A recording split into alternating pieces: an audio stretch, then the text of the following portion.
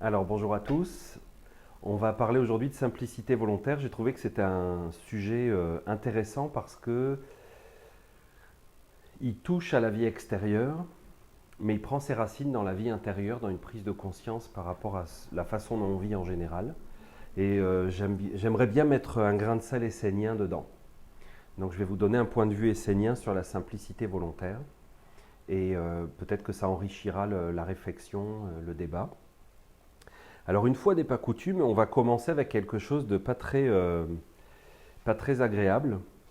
Euh, la simplicité volontaire, elle apparaît beaucoup en Amérique du Nord face à quelque chose. C'est une réaction. La simplicité volontaire, c'est une réaction face à notre mode de vie aujourd'hui. Donc le mode de vie qu'on a aujourd'hui, on peut utiliser l'adjectif de consumérisme. Le consumérisme, ça veut dire que la vie entière tourne autour de la consommation et que la consommation, c'est une façon de vivre.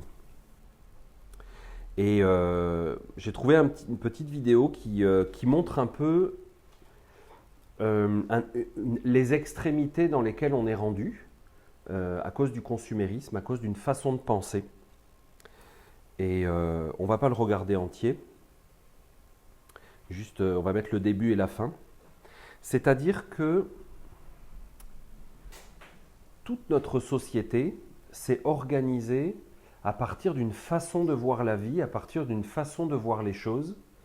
Et pour dire que ce n'est pas une question de philosophie ou d'attitude de vie, c'est que ça impacte les êtres vivants. Ça impacte les végétaux, ça impacte les minéraux, ça impacte les océans, ça impacte les forêts, ça impacte les êtres humains, les sociétés, les familles. Le consumérisme, c'est une façon de voir la vie et qui a pour objectif qu'on puisse consommer un maximum de choses pour répondre à des besoins. Et donc, nous, la plupart d'entre nous, on est simplement des consommateurs, on vit notre vie, mais il faut savoir qu'il y a des êtres, les êtres humains les plus intelligents, les plus éduqués, les plus diplômés, passent leur vie à essayer d'améliorer le rendement de la nature, de la terre, de la société, des êtres humains, même notre propre rendement à nous. Il y a des êtres qui sont diplômés de Harvard et tout ça, et qui réfléchissent, qui se mettent au service de grandes sociétés pour savoir comment améliorer la consommation et diminuer les coûts, par exemple. Donc vous voyez ici dans cette usine où on transforme du poulet, pour qu'on ait du poulet dans nos supermarchés pas cher, pour qu'on puisse aller au McDonald's avoir des hamburgers de poulet toujours moins chers, moins chers, moins chers, eh bien, vous voyez comment ça impacte les humains, parce que finalement, le travail des humains, le temps des humains, l'énergie créative des humains, elle est mise en boîte et eux-mêmes deviennent un instrument de cette chaîne à cause de la façon de vivre du consumérisme. Donc le rapport qu'on a avec la nature, avec les animaux, avec l'autre, elle est complètement conditionnée maintenant et la plupart d'entre nous, on vit de ça. Donc on est par exemple, moi si je vais au McDonald's acheter du poulet pas cher, très peu cher même, pour en manger, pour le donner à ma famille et à mes enfants, j'impacte ces êtres-là qui travaillent. Et j'impacte bien sûr les poulets, l'environnement. Donc ici on a les vaches qui sont sur leur tourniquet, qui sont elles sont traites par des machines, elles sont évaluées. Ça veut dire que la qualité de leur lait est évaluée par une machine qui calcule leur taux de gras dans leur lait à elles. Comme ça, on peut faire des ajustements sur leur nourriture. Tout est fait par informatique. Ces vaches n'ont aucun contact avec les êtres humains. Et dès que leur rendement diminue, d'une façon qui est calculée par des gens très très intelligents, par des calculs scientifiques, eh bien elles vont à l'abattoir pour faire de la viande pas chère. Donc ça veut dire que notre relation au monde est complètement conditionnée par ça. Et nous, en bout de chaîne, par exemple, ce qu'on va voir, c'est le prix du lait. Le prix du lait, c'est un sujet de société important. Donc là, c'est des exemples qui tournent essentiellement autour des animaux. Et finalement, tout ça, ça se résume à ce que nous, on connaît en tant que consommateurs. C'est le Costco, c'est les grands supermarchés, c'est ces endroits où on peut avoir de tout dans des quantités importantes. Et en Amérique du Nord, on est quand même les champions. On arrive à consommer beaucoup, beaucoup plus que ce qu'on pourrait ou ce qu'on devrait. Et donc, bien sûr, la simplicité volontaire, elle s'oppose, elle est une réaction à ce qu'on voit ici, à la façon d'organiser le travail, de penser le temps, de penser l'argent, de penser nos besoins. Et on voit donc qu'on se met à produire des matières premières, de la nourriture très peu chère, pour pouvoir manger un type d'aliment qui est préparé par l'industrie agroalimentaire, qui ne correspond même pas à nos besoins réels. Et on est obligé de développer maintenant des techniques médicales, donc de concevoir la santé, pas dans la simplicité volontaire. La santé elle-même se développe autour des besoins, par exemple pour opérer ce monsieur parce qu'il ne s'en sort plus de son obésité. Donc la simplicité volontaire est une réaction à la façon qu'on a de vivre aujourd'hui. Et là-dessus, les Esséniens, ils ont quelque chose à dire. Je voulais rajouter aussi quelques chiffres. Par exemple, aujourd'hui, là, le jour où on est, j'ai des statistiques uniquement pour les États-Unis, donc on peut multiplier avec l'Europe entière, la Chine, tous les pays. Des bouteilles en plastique, il y en a 576 millions qui ont été utilisées aujourd'hui et jetées. Et les petites canettes en métal, là, pour des bières ou des liqueurs ou des sodas, il y en a 305 millions qui ont été jetés aujourd'hui. Et puis, les vols domestiques, les vols des avions en domestique aux États-Unis, donc qui vont relier Atlanta à Los Angeles et tout ça, là. Il y a du personnel de bord à l'intérieur qui nous distribue à boire, à manger, des petites cacahuètes, tout ça. Eh bien, aujourd'hui, ils ont distribué 4 millions de gobelets en plastique pour qu'on puisse boire une gorgée d'eau, et ils sont jetés, ces gobelets en plastique sont jetés. Donc aujourd'hui, rien que dans les avions intérieurs des États-Unis, on ne parle pas des lignes internationales et puis tout ça, hein, c'est 4 millions de petits verres en plastique. Aujourd'hui aux États-Unis, il y a toutes les chaînes de transport comme DHL, Purolator, tout ça, hein, UPS, tout ça, là, qui transportent 4 millions de colis urgents. Ça, c'est juste les colis par avion. Ce n'est pas les colis sur Terre, c'est les colis par avion. Hein, nous, on commande sur Internet, ben, il faut nous livrer, puis c'est urgent. Donc en avion, vous savez que les avions, ça pollue beaucoup avec le kérosène quand même. Hein. Aujourd'hui, les Américains ont jeté à la poubelle 16 millions de piles électriques vides. 16 millions, aujourd'hui, juste aujourd'hui. Et aujourd'hui, les Américains ont jeté à la poubelle 425 000 téléphones cellulaires qui ne fonctionnent plus. 425 000. Les fumeurs américains ont jeté 800 millions de mégots de cigarettes. 800 millions. Juste aujourd'hui. C'est effrayant, hein. Les Américains, aujourd'hui, ils ont reçu dans leur boîte aux lettres 286 millions de prospectus, de pamphlets, de petits catalogues, de dépliants publicitaires, parce que les tomates sont en spécial au supermarché du coin. 286 millions qui sont imprimés chaque jour et jetés. Dans les bureaux aux États-Unis, on consomme chaque jour 4 milliards 320 millions de feuilles de papier. 4 milliards de feuilles de papier par jour. C'est des arbres. Et aujourd'hui, pour se déplacer à l'intérieur du pays, les Américains vont brûler 1 milliard 417 millions de litres d'essence en une journée. Et puis vous savez, tous les petits voyants électriques qu'on a sur nos télécommandes, sur les appareils, sur les grille-pains, sur nos télévisions, les ordinateurs, tout ça. Eh bien, ça consomme de l'électricité en fait, tout le temps. La nuit, quand vous vous levez, chez vous, il y a des petits voyants allumés, tout ça. Ça consomme de l'électricité. Eh bien, aux États-Unis, c'est 460 millions de kilowatts par jour, c'est-à-dire que c'est l'équivalent d'une ville au Brésil qui compterait 180 000 habitants. Donc les Américains, rien que les petits voyants qui restent allumés pour rien, hein, les petits cossins, les bébelles, tout ça, ça consomme autant d'électricité qu'une ville de presque 200 000 habitants au Brésil. Et ça, ce n'est pas l'électricité qu'ils utilisent, c'est de l'électricité inutile. Donc chaque jour, les États-Unis débarquent 76 000 conteneurs, des grands bateaux qui ont été transportés sur l'océan avec beaucoup d'essence et tout, avec toutes les bébelles qui viennent de Chine, tout ça. Et puis bien sûr, la maîtrise du pétrole, qui est à la base de beaucoup de matériaux qu'on utilise et tout ça, elle est un enjeu politique et économique important. Donc les États-Unis font des guerres pour maintenir leur pouvoir, leur contrôle sur les pays.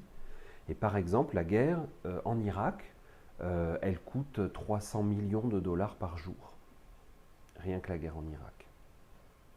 Donc ça veut dire que le consumérisme, la société de consommation, cette façon de voir la vie, de voir nous-mêmes qu'est-ce qu'on fait, qu'est-ce qu'on veut et qu'est-ce qu'on est, vous voyez les conséquences que ça a. Et tout ça, ça a une seule origine, c'est l'homme, finalement. Pas autre chose. Et donc, c'est là-dessus que le regard essénien est intéressant parce que les Esséniens ont une connaissance de l'être humain qui est particulière et qui pourrait vraiment, qui enrichit la réflexion sur la simplicité volontaire et qui pourrait peut-être la mener à un autre niveau. Donc, moi j'aime beaucoup la roue médecine des Esséniens parce que c'est une façon de décrire l'être humain qui peut nous permettre de comprendre même des choses comme la simplicité volontaire, toutes sortes de choses. Donc on décrit l'être humain comme un cercle.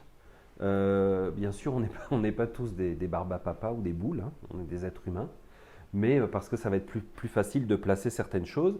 Le cercle le plus extérieur d'un être humain, c'est son corps physique. Et bien sûr, à l'intérieur de son corps physique, il y a des choses. Il y a ce qu'il veut, il y a ce qu'il sent, il y a ce qu'il pense, il y a ce qu'il croit, et ainsi de suite. À l'intérieur d'un être humain, il y a toutes ces choses-là.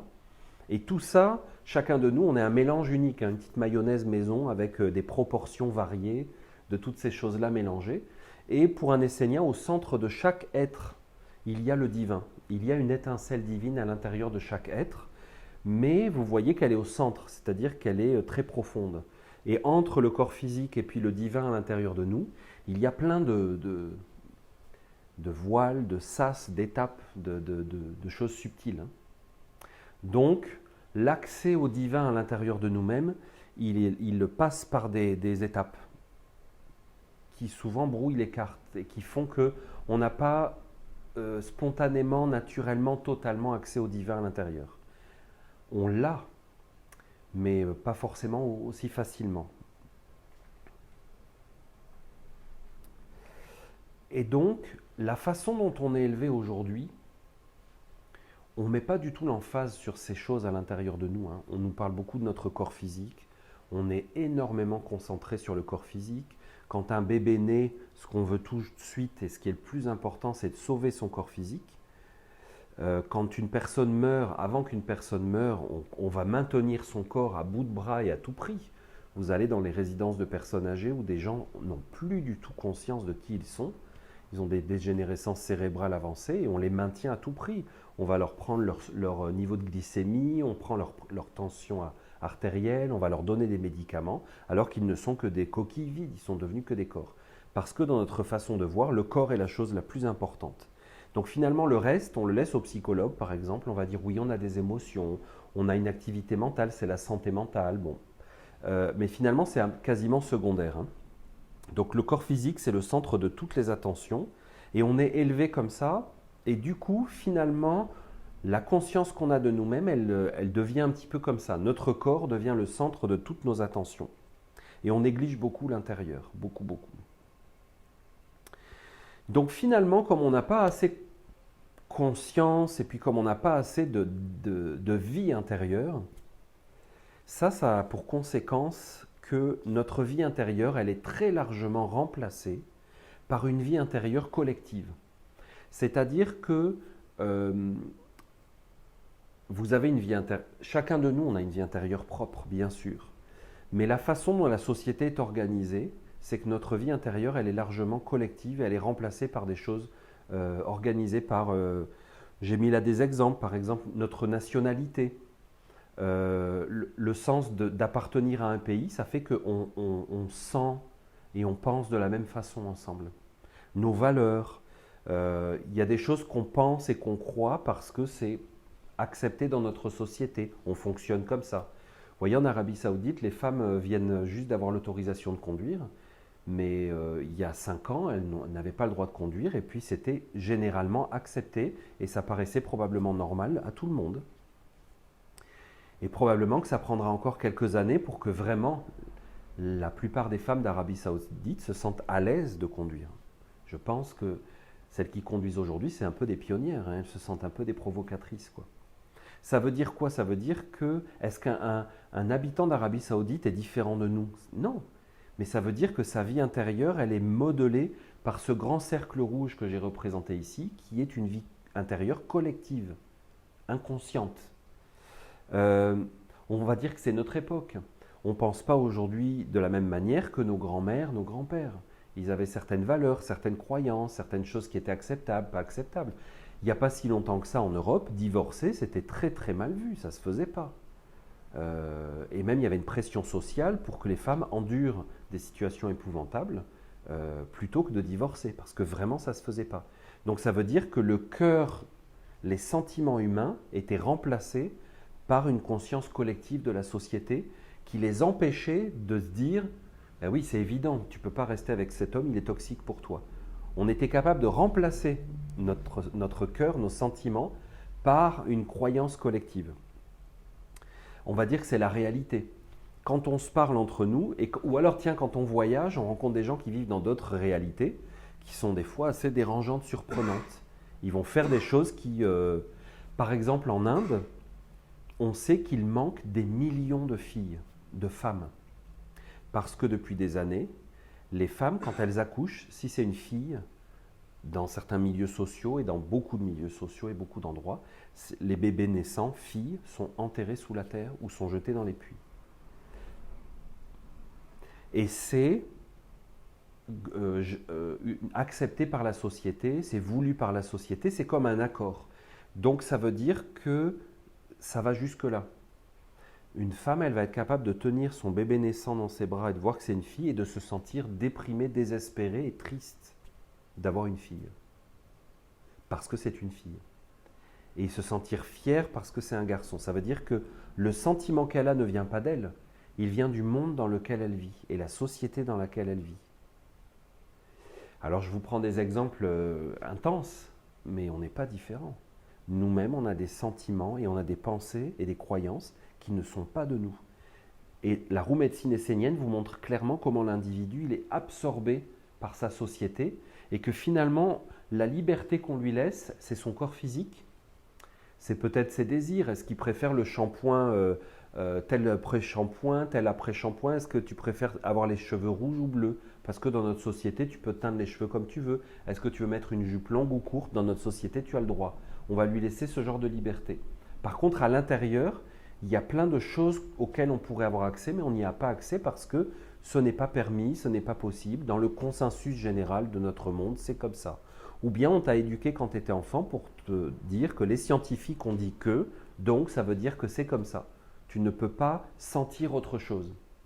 Par exemple, on t'a dit que les êtres vivants, c'était les animaux et les humains, que les plantes étaient peut-être un petit peu vivantes, mais c'est tout, et que les pierres n'étaient pas vivantes. On nous a présenté le monde comme ça.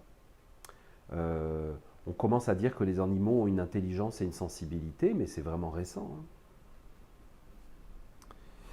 Donc, notre identité, notre réelle conscience de nous-mêmes, elle est usurpée par tout un monde qui vit, qui est global et qui est inconscient. Finalement, ce monde nous modèle au point qu'on perçoit le temps d'après ce monde-là. Par exemple, nous, on est au printemps.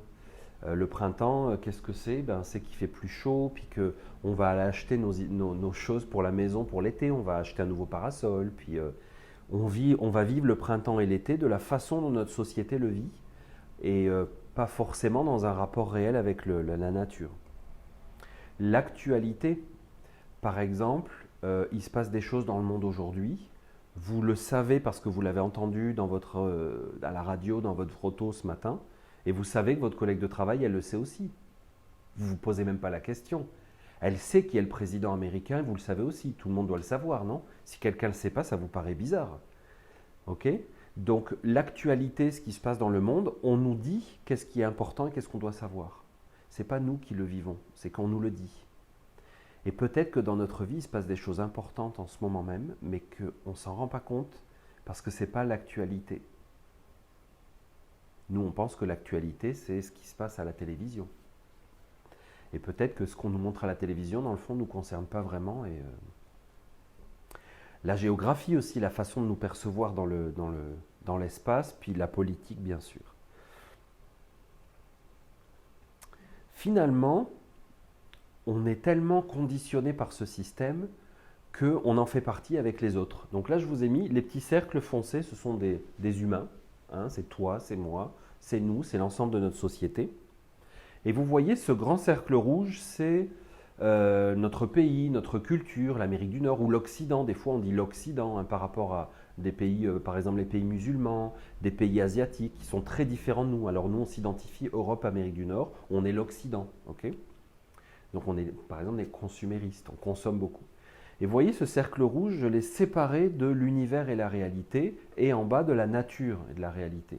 Ça veut dire que, du point de vue essénien, les humains ont fabriqué une bulle complètement artificielle dans laquelle ils vivent, et où nous, chacun de nous dans notre vie, on fait partie, on s'est greffé là-dessus, et on bénéficie de ce système. Par exemple, moi j'ai des ordinateurs, j'ai un téléphone portable, je bénéficie de tout ça, et j'y participe. Je travaille, je paye mes taxes, je fonctionne comme la société veut que je fonctionne. Donc finalement, ce monde artificiel qu'on appelle civilisation, notre civilisation, ça devient une sorte d'énorme matrice que nous, on alimente tout le temps et qui nous alimente en échange. J'ai pris un exemple flagrant, c'est que moi, quand j'étais enfant, je croyais que le monde était comme ça. C'est-à-dire que je croyais qu'il y avait des lignes, des couleurs et des noms de pays, et que c'était vraiment comme ça. J'avais des cartes de géographie dans ma chambre, et puis j'en étais persuadé. Et même le pôle sud, il était un petit peu divisé dans des zones. Il y avait la zone française et tout ça. Et puis aussi, quand j'étais à l'école, moi, on m'apprenait que je faisais partie du monde développé. J'habitais un pays développé. Et il y avait des pays sous-développés, qu'on appelait le tiers-monde. Et on m'avait dit qu'il y a aussi des pays qui étaient en voie de développement. Ils étaient sur la bonne voie. Ils allaient bientôt devenir comme nous, s'ils travaillaient bien. Ils auraient de la chance. Ils allaient enfin pouvoir accéder à notre niveau de développement. Et on m'avait expliqué que plus on se développait, plus on vivait vieux. Moins les bébés mouraient jeunes, c'était mieux. Plus il y avait d'égalité homme-femme et tout ça. Et donc je pensais que le monde était comme ça, que moi j'étais en haut et puis que les autres, ils allaient travailler, et puis qu'à un moment donné, tout le monde vivrait de la même façon comme moi je vivais. Et puis aussi, pour ceux qui l'ont connu, c'est qu'il y avait le bloc communiste. Vous vous souvenez du bloc communiste? Et donc je me souviens, là c'est gris, mais nous on était en bleu et les autres ils étaient en rouge sur les cartes. Donc bleu c'était nous les Européens, les Américains, et puis en rouge c'était les autres. Et on m'avait dit qu'il y avait un rideau de fer, et puis les gens étaient enfermés derrière. Et puis quand le rideau de fer est tombé, moi j'étais sur le mur de Berlin en 1989, hein. J'ai cassé le mur de Berlin avec des marteaux. Et puis je me suis rendu compte que de l'autre côté, il y avait des gens qui vivaient, qui faisaient des fêtes d'anniversaire, des Noëls, qui avaient des enfants, une famille et tout ça. Alors il y avait des trucs qui étaient moins bien, je ne dis pas, mais ils n'étaient pas tous habillés en gris, en uniforme, derrière un mur de fer, comme on me l'avait raconté. Et donc on m'avait dit, c'est ça qu'il y avait, tout ça c'était les pays communistes, et puis que nous on était en bleu, puis eux ils étaient en rouge. Et ça a modelé ma façon de voir le monde, complètement. Vraiment. Ça a remplacé, c'est rentré à l'intérieur de moi, et je pensais de cette façon-là, j'avais des croyances, je sentais de cette façon-là.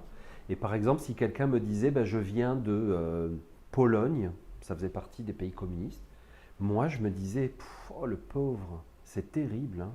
J'avais de la peine et de la pitié pour lui, de la compassion. Et oui. Peut-être que si j'avais habité en Pologne, j'aurais trouvé que c'était moins bien que la France, hein, je ne dis pas. Hein. Mais disons que j'avais des pensées, des sentiments qui venaient de cette façon-là de voir le monde. Et vous voyez, quand je vous ai montré les pays sous-développés, il y en a qui ont même eu des désirs par rapport à cette carte. Ils se sont engagés pour aller en Afrique sauver les bébés noirs. Et les vacciner, par exemple, pour les aider, pour les sauver, ou les aider à augmenter leur rendement agricole et tout ça. Donc, cette façon de voir le monde, ce n'est pas un détail. Ça modèle complètement qui on est, beaucoup, beaucoup plus qu'on pense. Et en réalité, le monde, il est comme ça. Mais ça, je m'en suis aperçu plus tard. J'ai vu une carte comme ça un jour. Vous savez, quand on a commencé à faire les photos satellites, on a commencé à faire les premières cartes de la Terre complète. Et c'est vachement plus beau, non? Mais en fait, elle est comme ça, la Terre. C'est une vision de l'esprit de croire qu'il y a des pays. Nous, on croit qu'on habite au Canada, qu'on habite en France, qu'on habite au Cameroun. Mais le Cameroun n'existe pas. Il n'existe pas, le Cameroun. Il existe dans la tête des humains qui y croient. Donc, si on décide tous ensemble que le Canada n'existe pas, il n'existe pas. On est juste sur la Terre, c'est tout. On fabrique des choses. On a ce pouvoir-là, nous les humains. Donc finalement, notre monde artificiel, notre civilisation, du point de vue essénien, c'est une absence d'intelligence. Alors que nous, la façon dont on nous a éduqués, c'est que l'humain est le must, le best de la création. C'est lui qui a l'intelligence. Nous, on est les cerveaux sur la Terre et le reste de la création, c'est du hasard. En tout cas, moi, j'ai été éduqué comme ça dans mon école. Il y a eu la création du monde par le Big Bang. Puis après, il y a eu des acides aminés qui se sont associés pour faire des protéines.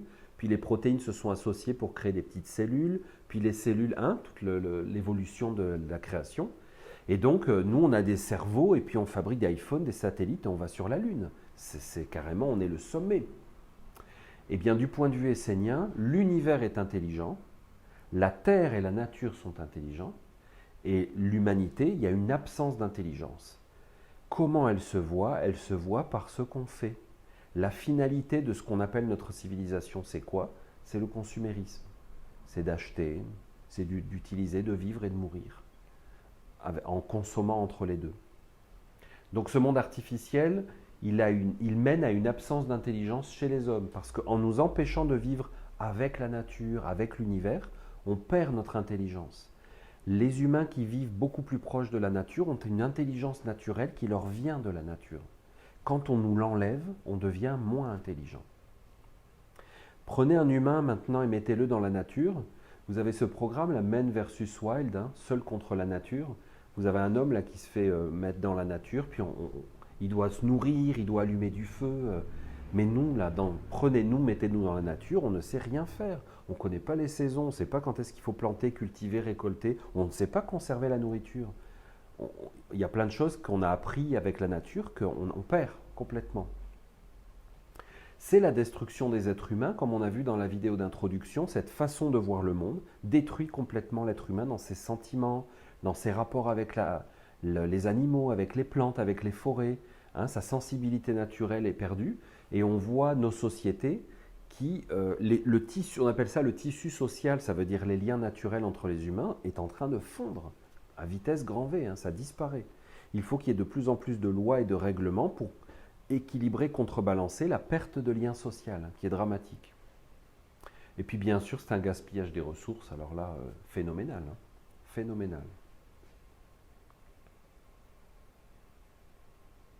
C'est pas drôle, je suis désolé ce dont on parle là, mais bon.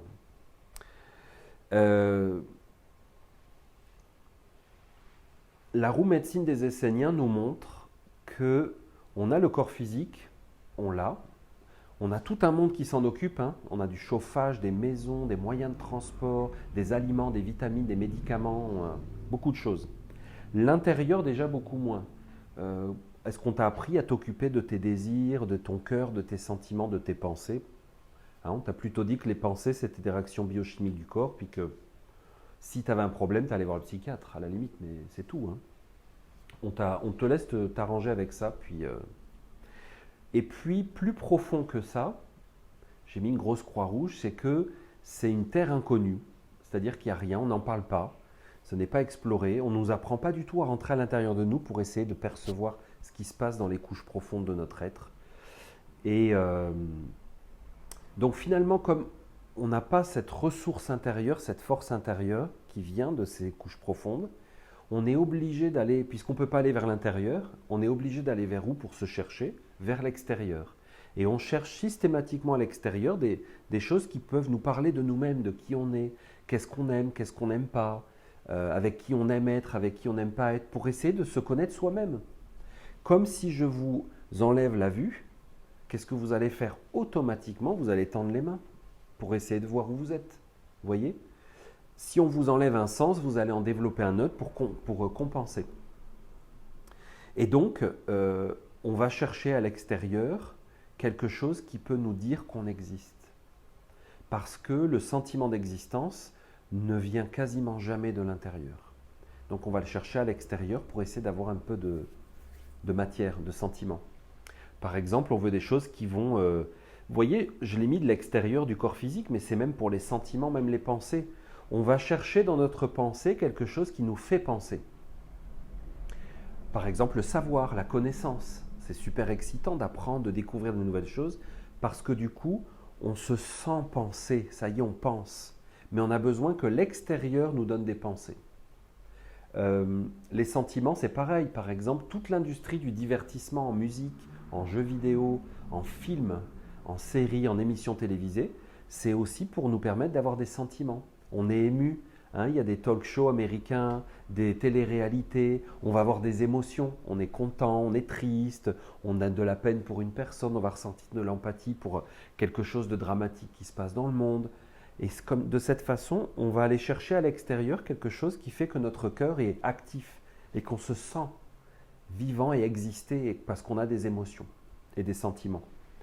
Donc, tout un monde extérieur est autour de nous en permanence pour nous animer. Vous prenez des jeunes qui sont habitués maintenant aux trucs électroniques, au téléphone permanent, vous les envoyez 2 semaines dans la nature sans connexion, sans Wi-Fi, sans rien, et ils vont vouloir se pendre. Hein. Probablement. Parce qu'ils sont tellement habitués à être en interaction avec l'extérieur que... Pas que des jeunes d'ailleurs, hein, mais bon, je prends des exemples faciles.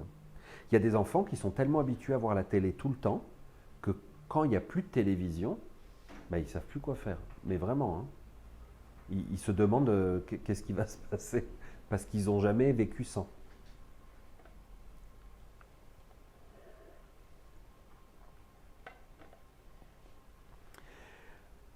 Les enseignants enseignent que l'homme, il a 4 expressions fondamentales de sa vie qui sont comme 4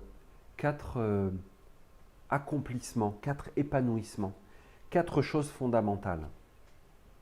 La première, je vais en parler, bon, je ne vais pas en parler trop en détail dans cette conférence, mais le travail, la santé, mais on pourrait élargir, hein, je prends les mots simples, la famille, la communauté, ton environnement, tes relations, ton entourage. Donc j'ai mis communauté au sens large. L'énergie créatrice, je pourrais dire aussi l'argent, ton pouvoir créateur, ton pouvoir d'action. Donc ce que tu prends comme argent, par exemple, ce que tu gagnes comme argent, ce que tu dépenses, ta capacité d'action sur le monde. Donc ça, ce sont 4 choses absolument fondamentales. Maintenant, on va les voir en situation de consumérisme. Vous vous souvenez, je vous ai dit, l'être humain, il est coupé de lui-même à l'intérieur. Donc, il n'a pas accès au divin à l'intérieur, à son être profond, par exemple, à sa conscience, à son âme, où il y a très peu accès. J'ai mis, bon, j'exagère, hein, je schématise, j'ai mis une grosse croix rouge. Il y a quand même beaucoup de personnes qui ont accès à une vie intérieure. Mais quand même, pour me faire comprendre, j'exagère un petit peu. Si on n'a pas suffisamment accès à notre vie intérieure, à qui on est en profondeur, on va aller chercher vers l'extérieur de quoi se sentir exister dans ces domaines. Et il y a quelque chose, par exemple, dans la santé, tiens, on va prendre la santé. Il y a quelque chose qui se met entre toi et la santé, hop, il y a quelque chose qui se glisse, et ce sont des besoins. Parce qu'en réalité, la santé, ce n'est pas quelque chose... tu n'as besoin de rien pour la santé. Mais nous, on construit un monde qui fait que la santé coûte cher, nécessite beaucoup de choses, c'est compliqué. Il y a des pays qui sont pauvres et sous-développés qui n'ont pas la santé. Quand je vous ai dit que l'école m'avait modelé ma vision du monde, moi je pensais que les pays sous-développés, les gens mouraient très jeunes, étaient tous malades et qu'ils n'avaient rien du tout. C'est quand je suis allé en Afrique que j'ai enlevé mes œillères ou mes lunettes de soleil et que je me suis rendu compte qu'on m'avait raconté n'importe quoi dans les écoles en France. On m'avait fabriqué une vision du monde pour que je fasse tourner la machine. J'ai trouvé des gens sûrement plus heureux que moi,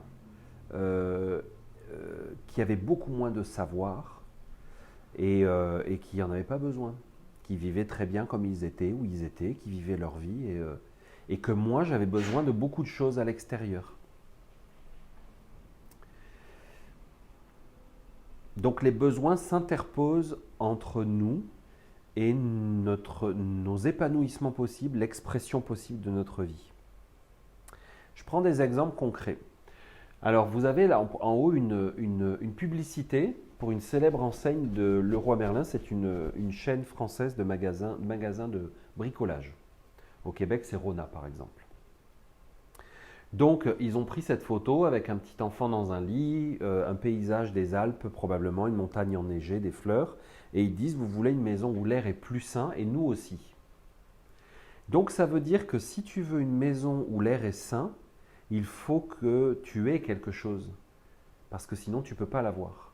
Il faut que tu ailles au magasin, acheter ce qu'il faut pour avoir de l'air normal. C'est incroyable, hein? Bon, c'est des exemples, mais il y en a plein, hein? Plein. Et puis j'ai pris cette photo aussi, donc c'est une famille qui peut-être a loué un espace dans un parc national parce qu'elle va passer une fin de semaine dans la nature, elle plante une tente, donc ils passent un moment ensemble, du temps en famille. Donc pour passer du temps en famille dans la nature, pour se ressourcer, ils ont besoin de quelque chose. Ils ont besoin d'une tente. Et puis ils ont besoin qu'on leur dise « oui, vous pouvez partir en week-end ». Ben, sinon, ils ne peuvent pas. Ils ont besoin qu'on leur dise « ça, c'est le week-end ». C'est pas, le week-end, tu ne peux pas partir jeudi et vendredi. Tu dois partir samedi et dimanche parce que c'est les jours, c'est le temps qu'on te donne qui est là. Vous voyez ? Ce qu'on veut vivre parce qu'on en a besoin à l'intérieur, on est tellement habitué à être conditionné qu'on ne peut pas l'avoir là où on est comme on est. Il faut nécessairement qu'on fasse des choses pour l'avoir. Donc, je caricature, hein, mais vous imaginez la famille, ils se sont équipés. Donc, la fin de semaine précédente, ils ont dû aller chercher une tente. Donc, il a fallu la magasiner, comparer les prix, regarder les tailles, les qualités. Maintenant, il faut payer. Donc, il a fallu travailler pour avoir de l'argent, puis il faut la payer. Ou alors, on la met sur la carte de crédit avec des taux d'intérêt pour avoir la tente. Il faut acheter des sacs de couchage, il faut acheter des oreillers, il faut acheter un petit truc, il faut acheter des bébelles, des lumières. Hein, alors, finalement, la voiture, vous l'imaginez pactée ? Il a fallu se coucher tôt, il faut se lever tôt le matin. Donc, il faut réveiller les enfants, il faut déjeuner. Il y en a un qui pleure, il ne veut pas partir. Finalement, on doit rouler des heures, donc il faut quoi ? Il faut des routes, il faut de l'essence, il faut un GPS. On arrive au parc. Hein ? On paye le parc. On nous dit qu'on peut se mettre là. Tu ne peux pas te mettre où tu veux, tu dois te mettre ici. C'est là ton endroit. Donc après, tu prends ton guide, tu as les sentiers, tu vas aller pouvoir faire des sentiers. Tu as un sentier, tu dois faire ça. Vous imaginez le... Et c'est à ce prix-là que tu peux passer un moment en famille dans la nature avec tes enfants. Et avoir des souvenirs et passer du temps de qualité. Mais ça a un prix. Ça a un prix à payer. Et il y a des conditions pour le faire.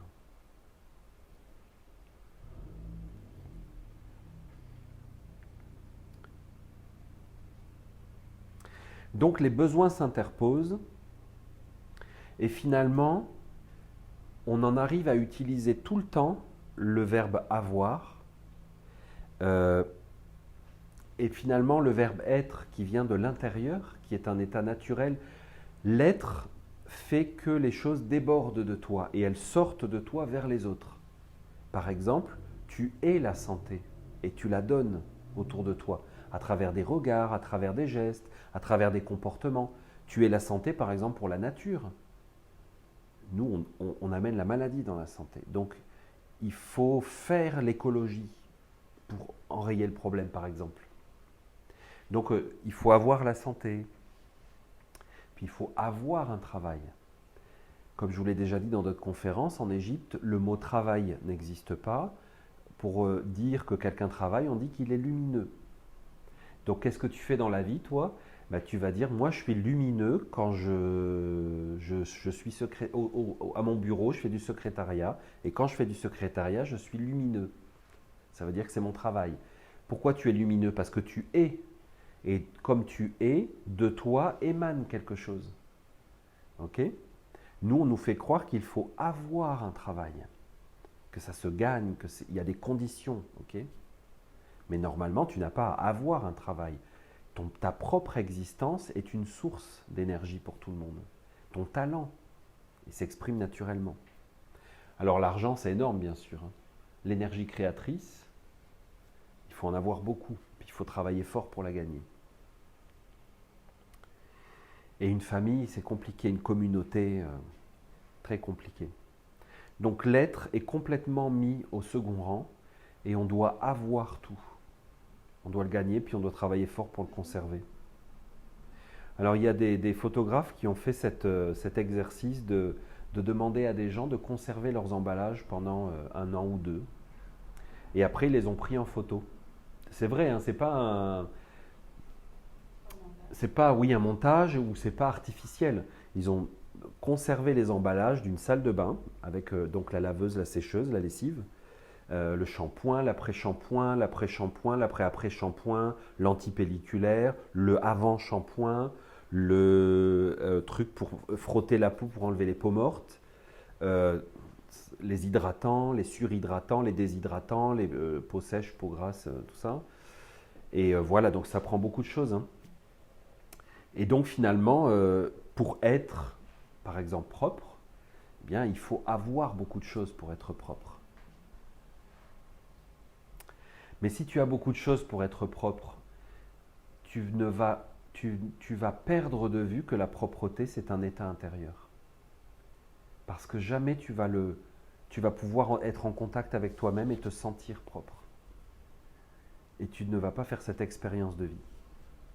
Par contre, L'Oréal, tout ça, ils vont te vendre des shampoings, des produits. Et regardez qu'est-ce qu'ils mettent beaucoup dans leur publicité, sur leurs emballages, c'est pureté, nature. Ils vont utiliser un vocabulaire pour te donner l'impression que tu as tout ça. Et les senteurs aussi, hein, les parfums. Donc ils ont fait la même chose avec cette fille qui a conservé ses emballages de lait dans sa cuisine. Donc, pour boire du lait, eh ben, il faut... on se retrouve avec tout ça après, on ne sait plus quoi en faire. Juste parce qu'elle a fait quoi, cette fille, dans la vie? Elle a bu du lait. Qu'est-ce qui t'arrive, ma fille? Comment t'en es arrivée là? Ben, j'ai bu du lait tous les matins. Donc là, on a un fumeur dans sa voiture, bien sûr, avec ses paquets de cigarettes de plusieurs années.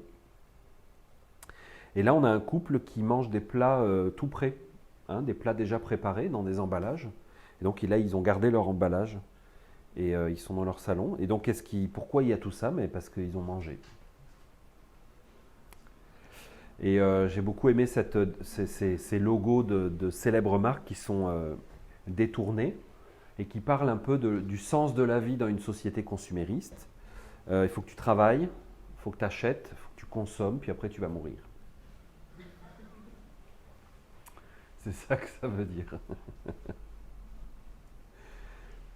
Parce que finalement, quand tu as des choses à l'extérieur, on voit ça dans les catastrophes naturelles. Vous avez déjà vu des émissions, c'est terrible. Hein, les gens reviennent une fois que l'incendie est passé. Hein, les incendies qu'il y a eu en Californie, c'est atroce.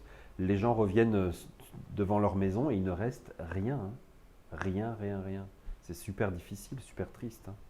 J'ai pris 2 exemples. Là, une tempête aux États-Unis en haut, je pense que c'est en Floride.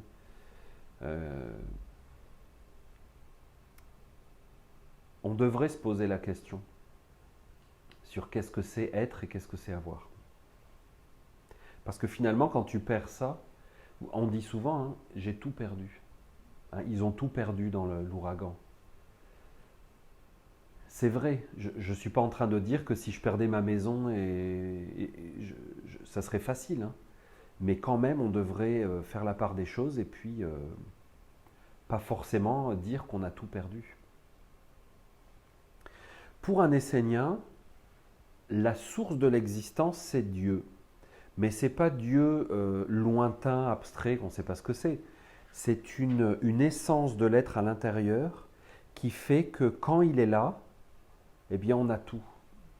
Et quand il n'est pas là, qu'on n'y a pas accès, eh bien finalement on n'a rien. Donc, Dieu, c'est l'être à l'intérieur, qui fait que quand tu l'as, tu peux avoir des choses à l'extérieur parce que avant d'avoir, tu es. Et donc, tu vas avoir des choses que tu es. Tu vas avoir une vie extérieure qui correspond à ce que tu es. Donc, naturellement, il va y avoir une cohérence entre ce que tu es et ce que tu as. La vie va t'amener tout ce dont tu as besoin parce que ça correspond à ce que tu es. Tu n'as pas, toi, besoin d'aller à l'extérieur chercher quelque chose pour te remplir. Donc, vous voyez, la simplicité volontaire, souvent, ce que les gens vont dire, c'est qu'il faut diminuer notre consommation de choses, continuer à utiliser un objet qui est vieux sans nécessairement le changer. Hein. On veut comme essayer de simplifier notre vie. Du point de vue essénien, c'est un départ intéressant, mais c'est pas forcément là qu'on peut commencer. Parce que il y a à l'intérieur de nous des choses qui ne sont pas nous et qui sont inutiles. Donc oui, on a des bibelots, des objets chez nous, plein de choses dont on n'a pas forcément besoin, qui viennent de la société de consommation, qui nous font acheter toujours plus. Mais à l'intérieur de nous, il y a des choses complètement inutiles, qui sont en trop. Et elles sont plus graves que nos choses extérieures. Donc, pour pratiquer la simplicité volontaire, il faut avant tout faire le ménage à l'intérieur de soi-même. Je vous ai pris quelques exemples. Par exemple, tu as des croyances. Est-ce que tu as vraiment besoin d'avoir ces croyances-là? Est-ce qu'elles sont utiles dans ta vie? Ou est-ce que tu ne sais même pas que c'est des croyances qu'on t'a implantées?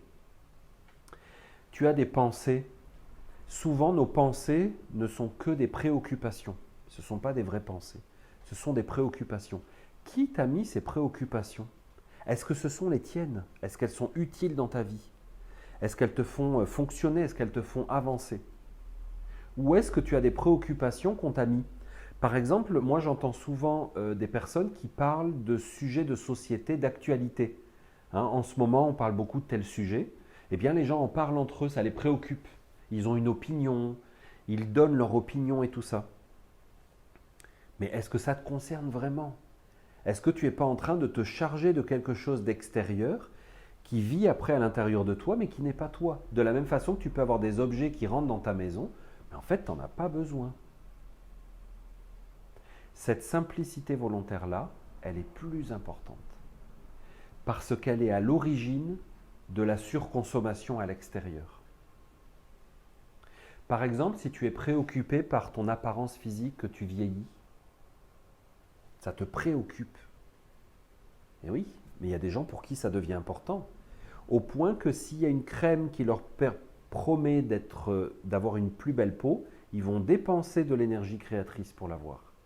Donc ils vont financer un laboratoire, une grande marque de cosmétiques, des chercheurs, des expériences sur les animaux, l'exploitation de ressources naturelles, l'huile d'argan. Ah, c'est la mode de l'huile d'argan par exemple. On va se mettre à aller acheter toute l'huile d'argan qu'il y a au Maroc. On va complètement déséquilibrer la société. On va déséquilibrer les forêts pour des produits.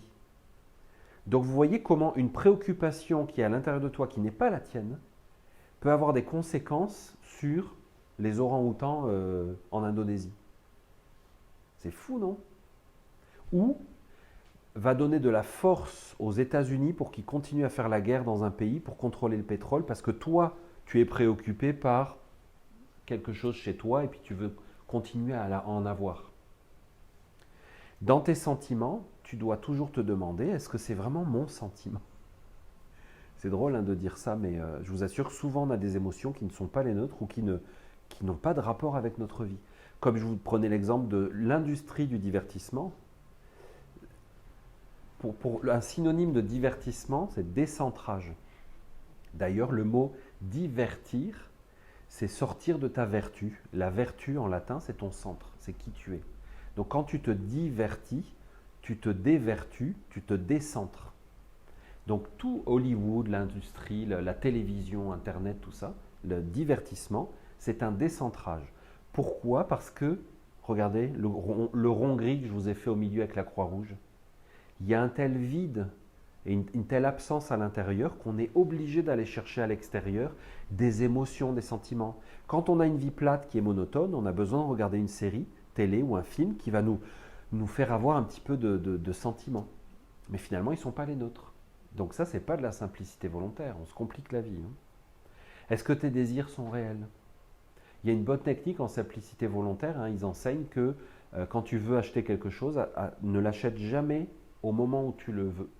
Donne-toi toujours plusieurs jours et tu vas voir que souvent, finalement, tu ne l'achètes pas. Les magasins, ils le savent, hein, ils veulent absolument, on appelle ça des achats d'impulsion. Ils veulent que vous touchiez l'objet et ils vont toujours s'arranger dans les magasins pour que vous mettiez la main sur les objets parce qu'ils savent qu'une fois qu'il y a un contact physique, il y a de grandes chances pour que vous l'achetiez. Et ils savent qu'une fois que vous l'avez acheté, il y a de grandes chances pour que vous le gardiez. C'est pour ça que souvent ils vont vous dire oui, vous pouvez le ramener si finalement vous changez d'idée, parce qu'ils savent qu'en pourcentage, il y a peu de gens qui ramènent les objets. Donc les achats d'impulsion sont importants. Donc une des règles de la simplicité volontaire, avant d'acheter quelque chose, attends 2, 3, 4 jours. Souvent tu vas voir que en fait tu n'en as pas besoin. C'est fou, hein? C'est valable pour des désirs d'achat, mais c'est valable pour toutes sortes de désirs. Hein. Et ton corps physique finalement, est-ce que c'est le tien? Ou est-ce que tu l'as juste pour un temps? Est-ce qu'il n'appartient pas à la nature aussi? Est-ce que tu le partages avec la nature ou pas? La nature, elle a son mot à dire normalement dans l'existence de ton corps, puisque c'est elle qui le fait et il vit avec. Toi, tu l'as complètement extrait de la nature et tu fais ce que tu veux avec, tu penses que c'est à toi. Tu penses que tes désirs sont à toi, que tu peux faire ce que tu veux avec. Ça, ce n'est pas de la simplicité volontaire parce que tu prends quelque chose qui n'est pas à toi, dont tu n'as pas besoin nécessairement en absolu de posséder. J'ai fait un cercle avec deux choses. Vous voyez, je vous ai mis intérieur et extérieur. C'est comme deux aspects de la vie. Ce qui vient du centre, c'est un bonheur gratuit. Il n'y a pas besoin d'argent, il n'y a pas besoin de rien d'ailleurs. C'est un bonheur. Ça vient du centre. Ce qui vient de l'extérieur, c'est toujours conditionnel. Conditionnel au temps, conditionnel à des choses, il y a des conditions. Donc du coup, tu es obligé d'aller vers l'extérieur pour remplir ces conditions. Le monde extérieur ne nous appartient pas. La seule chose qui t'appartient avec certitude, c'est ce qui est à l'intérieur de toi. Rien à l'extérieur ne t'appartient, c'est une vision de l'esprit. Vous savez, quand je vous ai montré la carte du monde avec les lignes des pays, c'est une vue de l'esprit, c'est une façon de voir les choses. Si tu crois que ta maison, c'est à toi, et que ton terrain avec ton jardin, c'est le tien, tu te trompes. C'est une convention sociale entre nous en ce moment. Qu'est-ce qui à long terme, c'est pas à toi. Et d'ailleurs, ça t'appartient même pas, ça appartient à l'univers et à la Terre. Ta voiture, est-ce qu'elle t'appartient? Parce que Ford ou General Motors t'ont fait croire que ta voiture était à toi, ils t'ont donné une clé. Tu crois que le métal est à toi? Le métal est à la nature. Le plastique, c'est du pétrole, c'est à la nature, c'est pas à toi. Donc ça pourrait faire du bien de se recentrer en se disant qu'est-ce qui est extérieur à moi puis qu'est-ce qui est intérieur. Qu'est-ce qui est vraiment moi, qu'est-ce qui ne l'est pas. Ne cherche pas à maîtriser le monde extérieur parce qu'en le faisant, tu vas engendrer des catastrophes. Ton intérieur t'a été donné comme un jardin, un royaume. Connais-toi toi-même et demeure en toi-même. Reste en toi-même. Tu seras toujours heureux. Et tu auras tout ce qu'il te faut dans la vie. Ça ne veut pas dire que tu as rien, hein, que tu renonces, puis que tu marches pieds nus dans les rues. Hein. Mais ça veut dire que tu auras réellement les choses, parce que tu les auras à l'intérieur, et l'extérieur ne sera juste que pour l'utiliser. Mais il correspondra à qui tu es, à ce que tu fais. Sache ce qui t'appartient et ce qui ne t'appartient pas. C'est fondamental, non? C'est fondamental. Et même, l'enseignement essénien dit, sache ce qui t'appartient, ce qui ne t'appartient pas, ta voiture, ta maison, ton jardin, à l'intérieur, mais à l'extérieur, mais aussi à l'intérieur de toi. Sache, est-ce que cette pensée m'appartient? Pourquoi je me mets à penser à ça? Pourquoi ça me préoccupe? Je la fais tourner dans ma tête. Est-ce que ça me concerne vraiment? C'est vraiment à moi ou quoi? Est-ce que ce sentiment est à moi? Est-ce qu'il me concerne vraiment? Fais le tri.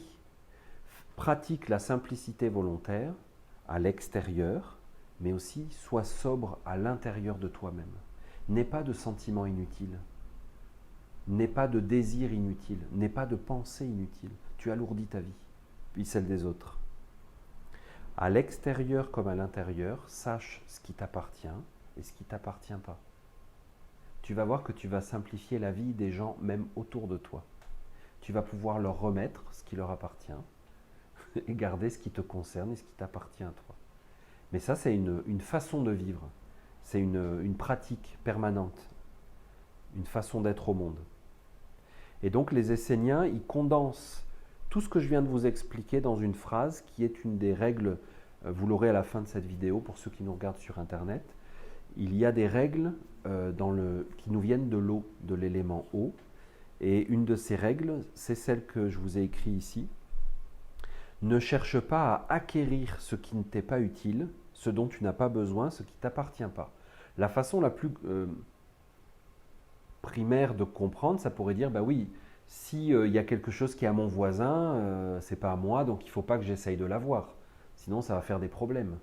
Mais vous voyez avec ce que je vous ai expliqué que c'est beaucoup plus large que ça. Tu dois toujours t'éveiller. Qu'est-ce qui m'appartient? Qu'est-ce qui ne m'appartient pas? Et là, peut-être tu vas te dire, mais mon corps ne m'appartient pas. Il m'est juste prêté pour un temps. Finalement, comme ma maison, comme mon auto, comme mes parents, comme mon conjoint, ma conjointe, ils ne m'appartiennent pas. Mes enfants, ils ne m'appartiennent pas. Par contre, le lien qu'on a et l'amour qu'on échange, ça, je l'ai pour un temps. Peut-être je pourrais me vivre avec ça, au lieu de penser que la personne m'appartient. À ce moment-là, tu te décentres.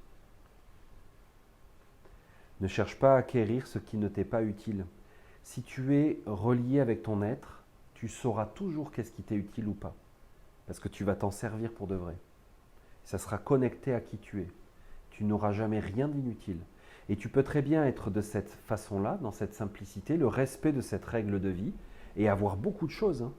Ça veut dire que tu utilises, tu es un entrepreneur, tu fais beaucoup de choses, tu as beaucoup d'interactions, tu manipules beaucoup de choses, tu peux très bien avoir beaucoup de choses extérieures. Mais elles correspondent à qui tu es et à ce que tu fais dans la vie. Donc tu seras dans une simplicité volontaire, mais pas de croyance. Parce que sinon on pourrait se dire, bon, simplicité volontaire, il faut qu'on ait tous qu'une paire de chaussures, il faut qu'on fasse du covoiturage. Vous voyez, ça pourrait devenir un dogme.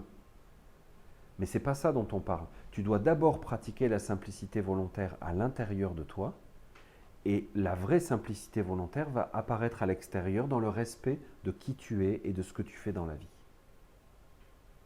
Il n'y a pas de standard. Par exemple, tu as des yeux. Tu as des yeux physiques. Dans tes yeux physiques, il y a quelque chose de plus subtil, c'est la vision. Quand j'étais enfant, je voyais la carte du monde et j'étais sûr qu'il y avait des pays. J'étais sûr qu'il y avait des pays pauvres et des pays riches. J'étais sûr qu'il y avait un bloc communiste. On m'avait mis un œil dans mon œil, une vision dans mon œil. On me l'avait implanté. Comme je vous ai montré au début le grand cercle rouge, j'étais habité par ma culture, mon époque, mon niveau social, mon éducation. On met un œil dans ton œil. Tu allumes la télévision. J'ai pris ce magnifique exemple de BFM TV, qui est une grosse chaîne en France d'informations manipulées par les multinationales et tout ça. Et quand tu veux savoir ce qui se passe dans le monde, tu allumes cette chaîne-là et puis tu les écoutes parler. Ils te donnent une vision du monde. Et après, tu vas avoir quelque chose qui ne t'appartient pas. Ne cherche pas à acquérir ce qui ne t'est pas utile, ce dont tu n'as pas besoin, ce qui ne t'appartient pas. Leur vision du monde, leur vision pourrie, leur vision malade, leur vision destructrice qui plonge le monde dans le chaos, ne t'appartient pas. Elle ne t'est pas utile, tu n'en as pas besoin. Pourquoi est-ce que tu veux prendre leur façon de voir les choses, de voir la vie, de voir aujourd'hui qu'est-ce qui se passe? Tu vas le mettre dans ton œil. Ça, c'est pas la simplicité volontaire.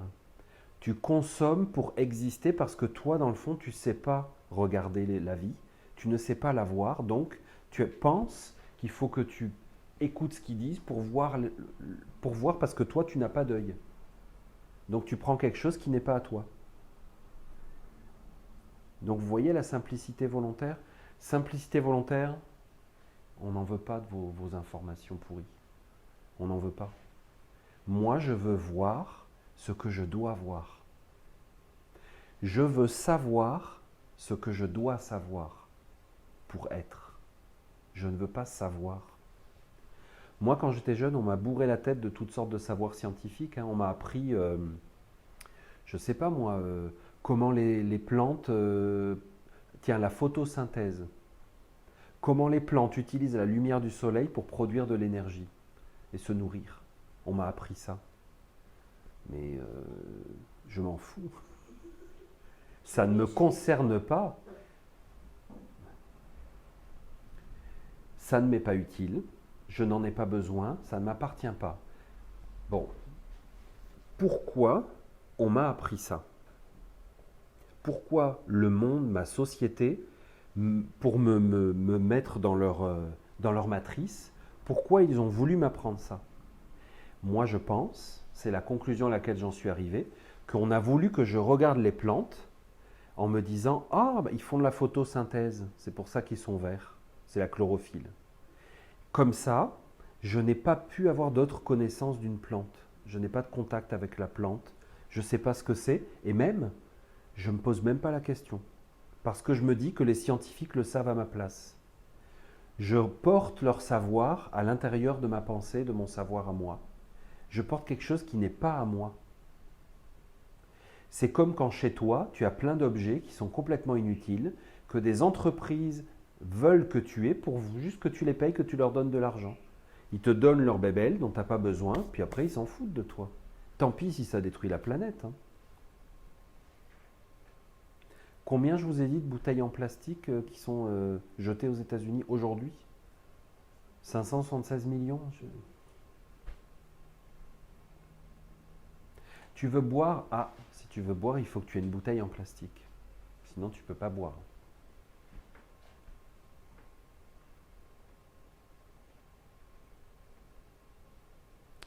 Dans Le Seigneur des Anneaux, il y a un très très bon exemple. Tolkien, c'était un être sensible et visionnaire.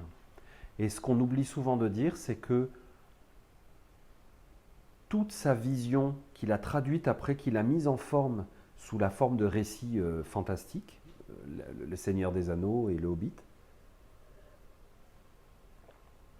lui vient d'une expérience. Il était à la Première Guerre mondiale dans les tranchées. Donc la Première Guerre mondiale, c'est pas la première, mais c'était la première majeure, grosse comme ça. Il y a eu la guerre de sécession aussi, la guerre de Crimée. La Première Guerre mondiale, c'est la première guerre moderne. Guerre moderne, ça veut dire où le corps humain est devenu juste une espèce de masse qu'on utilise dans le combat, mais où l'individu n'a plus du tout d'intérêt, de sens. On atteint des millions de morts. Tolkien est dans les tranchées, il voit tous ses amis qui sont des étudiants brillants de Harvard et tout ça, qui sont des lumières, des jeunes hommes. Il les voit tous mourir et puis il voit bien que c'est pour rien. Et en fait, Tolkien, il fait une expérience intérieure profonde, c'est que la nature lui parle. et il voit le monde du futur sous ses yeux dans la guerre. Et il se rend compte qu'il y a un monde artificiel qui est en train d'arriver, qui veut fabriquer des faux êtres humains, des êtres humains artificiels. Et dans son récit, il nous parle de Sauron, qui est l'être du mal, donc de l'artifice, du pouvoir, de la domination, qui a un œil. Et cet œil, il est lié avec l'anneau. Et ceux qui portent l'anneau, dans le Seigneur des Anneaux, tout d'un coup veulent posséder l'anneau. Ils sont possédés et ils veulent posséder l'anneau. Et tout le monde le veut. Et c'est vraiment intéressant. Et c'est l'œil de Sauron. Vous regarderez les films ou vous lirez les livres pour comprendre ce que je veux dire. Mais c'est que c'est vraiment lié avec le fait d'avoir quelque chose qui ne t'appartient pas. Et qui finalement te dépasse et qui est plus fort que toi. Parce que ce grand cercle rouge que je vous ai dessiné du monde dans lequel on vit, de la matrice, de la société, est plus fort que nous, individus, plus intelligent. Donc vous voyez que quand on porte un regard, un œil qui n'est pas le nôtre, et qui est le regard d'un monde avide de pouvoir, de domination, de guerre dans son essence, on se met nous-mêmes à porter ce regard-là sur le monde. Donc moi, on m'avait formé pour voir la photosynthèse dans les plantes, pour que je sois un être d'avidité et que je n'ai pas de problème à posséder la terre et les plantes et que je crois que les plantes m'appartiennent. Et en le croyant, je donne raison à tout ce monde qui détruit la planète. Et je vote pour lui. Et je le nourris. Vous avez deux visions du monde ici. Laquelle est la plus réelle? Ça ne dépend que de nous. Si tous les êtres humains arrêtaient de voir le monde de cette façon avec des frontières et des noms de pays, on pourrait respirer, hein, ça irait bien mieux. Mais vous voyez qu'on se fait parasiter, et c'est le contraire de la simplicité volontaire. On veut des choses et on a des choses qui ne nous sont pas utiles, qui ne nous appartiennent pas. Rendons-les à ceux qui nous l'ont donné. Rendons-les. On va s'en débarrasser. Donc en simplicité volontaire, tu veux alléger ta vie? Commence par l'intérieur. Arrête de porter la vision, les croyances, des sentiments, des désirs qui ne sont pas les tiens. On vit dans un monde d'emballage extraordinaire. Vous n'avez pas remarqué comment depuis plusieurs années, depuis 30 ans, les choses sont toujours plus emballées. Des fois, vous achetez 3 petits chocolats, puis il faut 4 kilos de plastique autour, juste pour manger 2 bouchées. C'est complètement ridicule, hein? Non? C'est hallucinant, hein? C'est pour ça que je vous ai dit que, du point de vue essénien, il n'y a pas d'intelligence dans le monde de l'homme. Contrairement à ce qu'on veut nous faire croire que la science progresse dans la compréhension et la connaissance, c'est une illusion complète. Parce que tout ce que ça fait, c'est ça, des montagnes de déchets. Et on ne sait pas quoi en faire. Franchement, pour avoir créé un truc qui ne peut pas se décomposer, il faut être fort, non? Dans la nature, il y a plein de choses qu'on fait. On a réussi, on est fort, on est intelligent, on a réussi à faire un truc que la nature ne sait pas quoi faire avec. Vous savez, la nature, tous les processus qu'il y a dans la nature, c'est incroyable. La nature, elle recycle, elle transforme, elle crée. Il y a Quand vous regardez des documentaires sur la nature, c'est complètement dingue. Ben nous, on a réussi à faire un truc que toute l'intelligence de la nature ne sait pas quoi faire avec. On a cherché, hein, on s'est dit, qu'est-ce qu'on pourrait faire que la nature pourrait être mise en échec? On a réussi.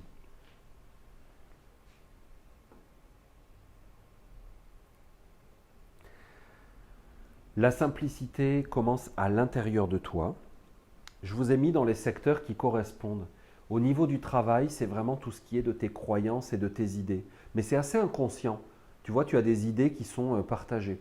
Tu dois conscientiser ça et te débarrasser de ce qui ne sont pas vraiment tes croyances et tes idées à toi. Au niveau de la santé, c'est vraiment tout ce qui est le savoir, la science, les connaissances dans l'activité mentale. Fais le ménage là-dedans, débarrasse-toi, fais des belles boîtes, va les déposer dans les centres de recyclage ou pour les pauvres ou pour ceux qui veulent. Donc, tu mets ça sur le trottoir, il y en a qui vont se disputer pour l'avoir, mais fais le ménage là-dedans. C'est énorme. Au niveau de la communauté, je vous ai mis les relations et les êtres. Qu'est-ce qui t'appartient dans tes relations et qu'est-ce qui ne t'appartient pas? Les êtres, est-ce qu'il y a des êtres qui t'appartiennent? Est-ce qu'ils ne t'appartiennent pas? Et puis au niveau de l'énergie créatrice, de l'argent, bien sûr, c'est tous les objets. Alors, on est entouré d'objets. Et aussi les modes de vie, les façons de vivre. Le American Way of Life, qui a été promotionné en Europe et tout ça après la guerre. Façon de vivre à l'américaine. On a vu en début, la petite vidéo que je vous ai montrée, la finalité de l'exploitation des animaux, ces espèces de consommation énorme, puis finalement on devient tous énormes, puis finalement on doit les se faire opérer parce que...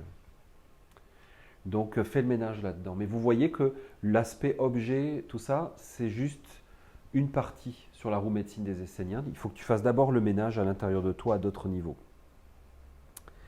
Alors, là, je vous annonce mes prochaines activités et bien sûr mon voyage de guérison en Grèce qui va être absolument génial. Donc, j'ai mis des vieilles photos, mais j'ai plein de nouvelles photos. Donc voilà, j'espère que je vous ai donné un autre point de vue sur la simplicité volontaire et que vous voyez comment la roue médecine des Esséniens, elle peut éclairer et ouvrir la compréhension sur plein de sujets, même des choses comme la simplicité volontaire, qu'on peut penser qu'on connaît. Mais là, tout d'un coup, on a des dimensions à l'intérieur qui sont plus importantes, je pense, ou autant aussi importantes. Alors, merci de m'avoir suivi et puis à dans un mois pour de prochaines aventures.